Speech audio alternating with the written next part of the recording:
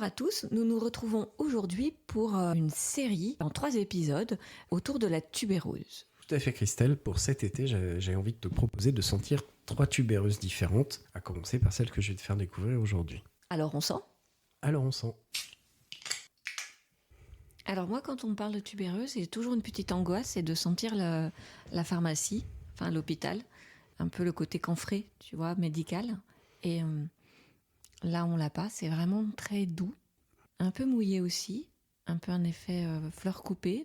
Oh c'est beau, ah comment elle se développe. Elle est très très très solaire, je trouve, très très opulente. Oui mais pas opulente qui fait mal à la tête. Non, j'ai sélectionné celle-là en premier, parce que pour moi c'est un traitement classique d'une tubéreuse en parfumerie.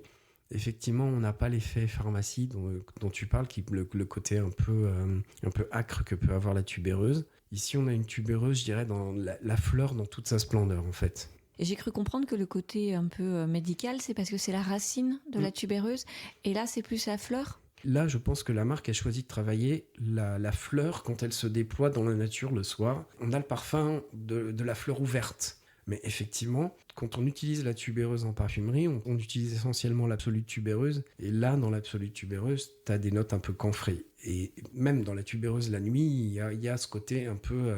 tu disais, oui, camphré, c'est ça, pharmaceutique un petit peu. Qui est dû... alors, c'est un des composants qui fait ça. C'est le wintergreen, donc je sais plus le nom français, ça me revient pas, mais c'est un composant qui est très amer, très très très pharmaceutique effectivement, qu'on utilise souvent dans des dentifrices ou dans des lotions pour la bouche. Là, sur celle-là, il est pas du tout prononcé en fait. On a vraiment, là ici, on est vraiment sur une tubéreuse solaire, on est sur des notes solaires, on est sur des notes un tout petit peu monoï mais pas trop. On est sur du jasmin. On a un côté un petit peu guimauve. Je sais pas si tu l'as. Non, mais moi j'aurais dit un peu poudré, un côté poudré, tout à fait. Alors qu'est-ce que c'est ? Alors c'est Love Tubéreuse de Amouage. J'avais envie de le découvrir parce que c'est une amie qui m'en a parlé. Je le connaissais pas. J'étais pas spécialement fan de la marque et j'étais un peu passé à côté puisque je le trouvais, quand je l'ai senti la première fois, je trouvais que c'était une tubéreuse assez classique. Mais finalement, à porter, c'est hyper beau. Enfin, ça se fond à la peau de par la qualité des ingrédients. Objectivement, c'est un beau parfum. Et qu'est-ce que tu apprécies ? Déjà, j'aime la tubéreuse. J'apprécie sa vérité, le fait qu'elle soit proche de la fleur, vraiment. Et j'apprécie le côté, en fait, j'adore le porter. Je trouve qu'il est, il est opulent. Il est opulent sans trop l'être. C'est un parfum qui évoque l'été, qui est une tubéreuse, une de mes fleurs préférées à sentir. Et j'avoue que quand je le porte, en fait, les gens me disent « tu sens bon ». Donc, ouais, j'aime beaucoup ce parfum. Donc celui-ci est complimenté. Celui-ci, on m'a complimenté quand je le portais. Ouais, alors que c'est plutôt... Alors, Love Tubéreuse, pourtant, c'est un parfum qui est vendu dans la gamme féminine. Hein.